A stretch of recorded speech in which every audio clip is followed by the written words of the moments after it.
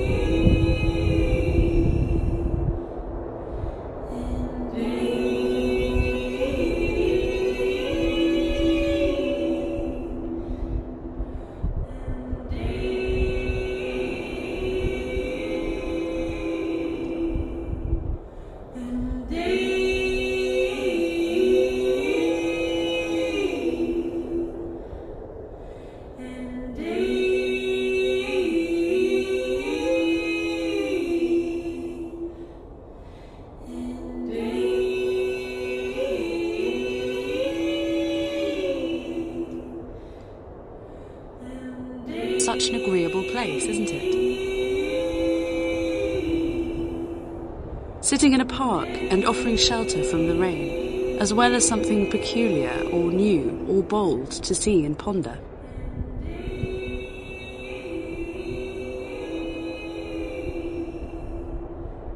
Curious minds are busy here throughout the year, regardless of the season, and you, dear listener, are one of them. And by weathering the ups and downs of participating in and adding to the intense conversation that is cultural life. And you, dear listener, are one of them.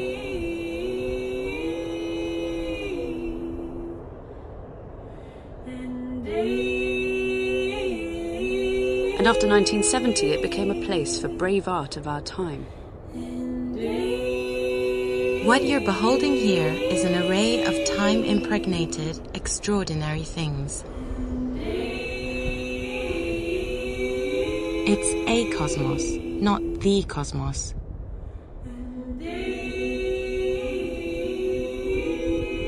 Refreshments can still be taken across the road on the bank of the snaking lake, whose curves guarantee vistas.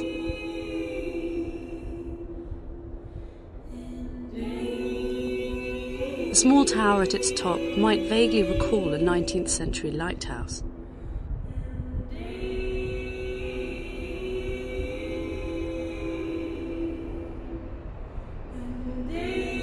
That stoic forerunner of the blinking grid of satellites now stationed between us and the daunting cosmos, and essential to the safe passage of people and things.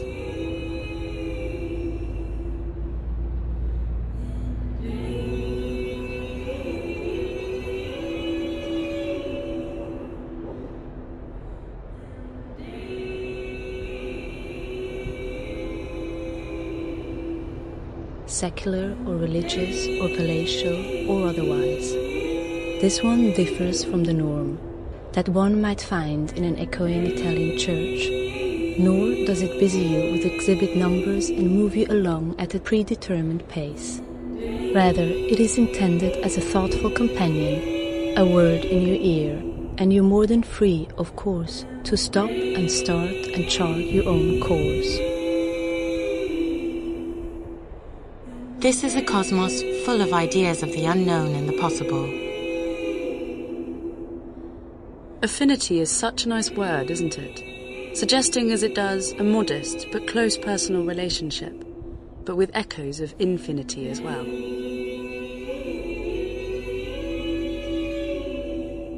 And while this introduction aims to share some knowledge with you, it doesn't aim to fill all the gaps. Sometimes a little fog makes for a truly excellent landscape.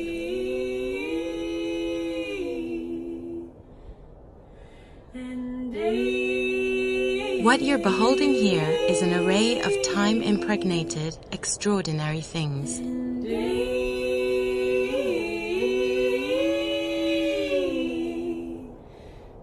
A Wunderkammer, or Cabinet of Curiosities.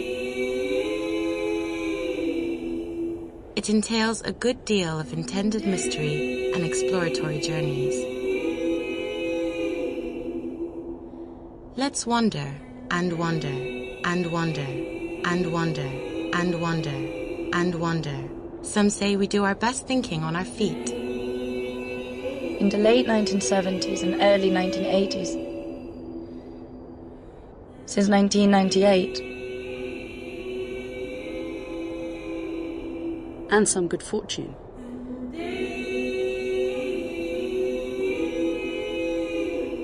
And by weathering the ups and downs of participating in and adding to the intense conversation that is cultural life. She's been working for some 30 years. likable things.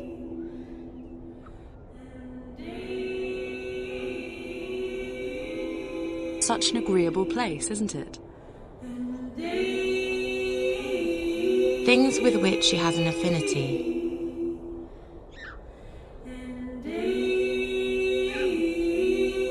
Things she likes, or things that are interesting. Affinity is such a nice word, isn't it? Suggesting as it does a modest but close personal relationship, but with echoes of infinity as well.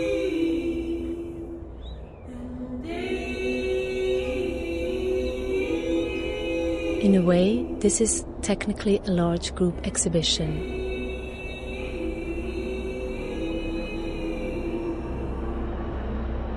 In the North Gallery, the display of curious art and artifacts demonstrates this perfectly.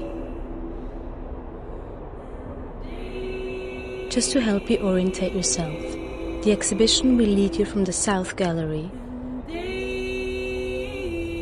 to the East Gallery opening to your right, through the large central North Gallery, to finally arrive in the West Gallery. Affinity is such a nice word, isn't it? Suggesting as it does a modest but close personal relationship, but with echoes of infinity as well. The Reina Sofia in Madrid. The New Museum in New York. Before being packed in wooden crates for its transatlantic hop. And you, dear listener, are one of them. It could conceivably go on and take other forms. Expand and contract, forever changing. This is a cosmos full of ideas of the unknown and the possible. Affinity is such a nice word, isn't it? Suggesting as it does a modest but close personal relationship, but with echoes of infinity as well.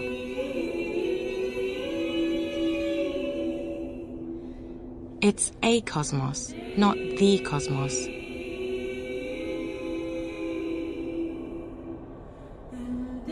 You could make your own version. Mostly from the last decade. It also includes 60 or so exhibits from far-flung places and collections. Likeable things, dating from the 18th century age of enlightenment up to the present day.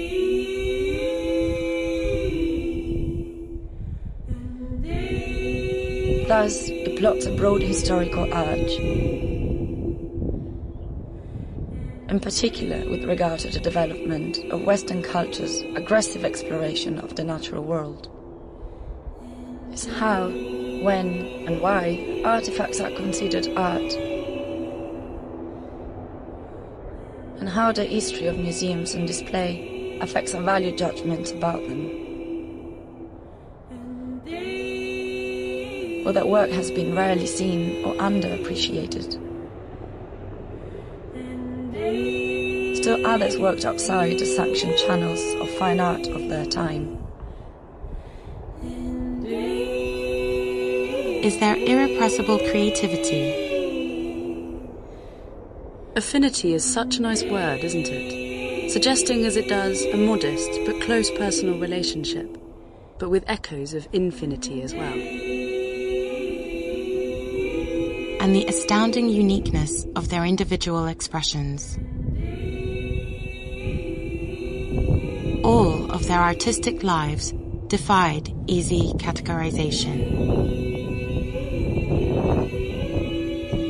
Let's introduce the cast in alphabetical order rather than by order of appearance in the exhibition.